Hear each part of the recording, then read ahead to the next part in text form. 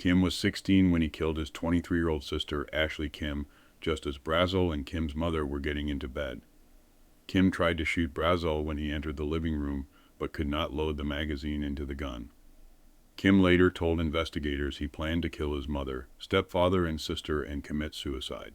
Welcome to another episode of Human Wreckage, True Crime Podcast. My name is Thomas. Today's case is about Sonny Kim, a 16-year-old who killed his sister out of jealousy. He was not happy with his life and despised the fact his sister Ashley was successful in her life. Sonny needed mental health intervention. It came too late. Let's get into it.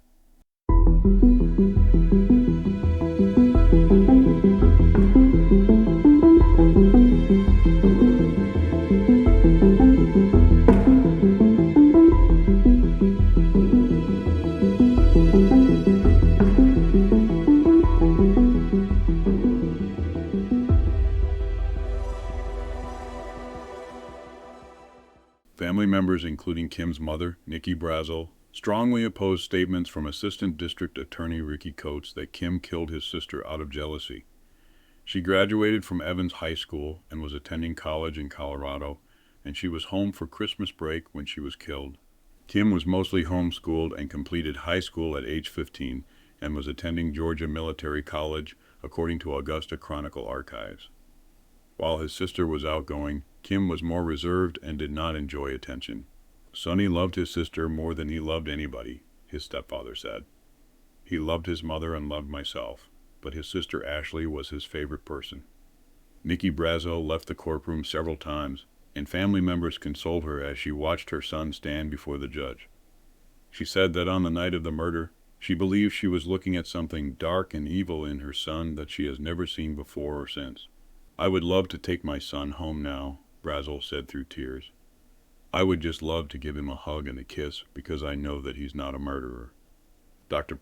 Allison Paganelli, a forensic psychologist who has been working with Kim since April 2017, said that after interviews with Kim and his mother, multiple tests, and reviewing records, there are still many unanswered questions, including why he would kill his sister. While Sonny was able to remember these events, he also described that it was like watching himself or another person that looked like him doing those things, she said. After watching his interview with investigators, which included multiple instances of Kim talking to himself and to unseen people, Kim told Paganelli that it was like looking into a parallel dimension. Paganelli said that from her experience with Kim, he meets the criteria for an autism spectrum disorder that usually begins to exhibit symptoms in early childhood. A person with the disorder has problems socializing with others and expressing emotions.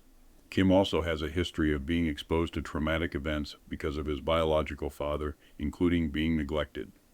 Because of the psychosis episodes in the interrogation video and Kim's young age, Paganelli believes his psychological issues will grow into something bigger. Kim was also conducting self-harm by banging his head against the wall and window, biting his arm and breaking his tooth at the Regional Youth Detention Center. He wants to take responsibility for this and always has, but what he feels is this is the only way to bring closure to his family and to himself and before his God to move on with his life, said Paganelli. Breaking news. Breaking news this midday about Sonny Kim. That Columbia County teenager will serve life in prison after pleading guilty but mentally ill to the murder of his sister. Now, Sonny Kim pleads guilty to murder, assault, and weapons charges. All of this developing just within the last few minutes here. The 19-year-old will have the possibility of parole in 30 years when he's 49 years old. He's charged with the 2016 murder of his older sister, Ashley. Investigators say Kim had planned to murder his entire family in their Martinez home, then commit suicide. His parents had psychiatric testing on Kim that showed he had Asperger's and schizotype disorders. But again, a guilty plea in the case there of Sonny Kim in connection to the murder of his sister, Ashley. We're going to continue to follow this story for you and have more as the day progresses. Along with felony and malice murder, Sonny also pleaded guilty to aggravated assault and one charge of possession of a firearm during a crime. He has been diagnosed by several doctors with Asperger's along with disorders similar to schizophrenia. The judge presiding sentenced him to life in prison with the possibility of parole on the condition he receives mental health treatment while incarcerated. Because of Kim's guilty plea by reason of mental illness, he will receive psychiatric care while serving his sentence. was just 16 years old when he shot and killed his sister Ashley. Now, almost 3 years later, he pleads guilty to her murder and will likely spend the rest of his life behind bars. He does have a chance at parole in 30 years when he's 49 years old. Columbia County reporter Laura Puglisi was there for an emotional day in court. Well, still to this day, no one, including Sonny, knows why he did this. He told investigators he had not been planning it. He didn't even want to. He just did it. It was a very emotional hearing as family had the chance to speak to their son, possibly for the last time. Sonny, it's been a treasure to be your mama, and I look forward to the future. I love you, son. Teary-eyed and shaken, Nikki Brazel looked her son in the eyes after he pleaded guilty to the murder of his 23-year-old sister, Ashley Kim. I would have never seen this coming. I believe that the world is full of something that's very evil and dark. In 2016, just days before Christmas, Sonny shot his sister while she was sitting on the couch. He later told investigators he had planned to kill his stepfather, mother, sister, and then himself in that order. I will say one of the most disturbing things about this case are the crime scene photos, because you literally see Christmas decorations and then a slain body of a 23-year-old girl on the floor.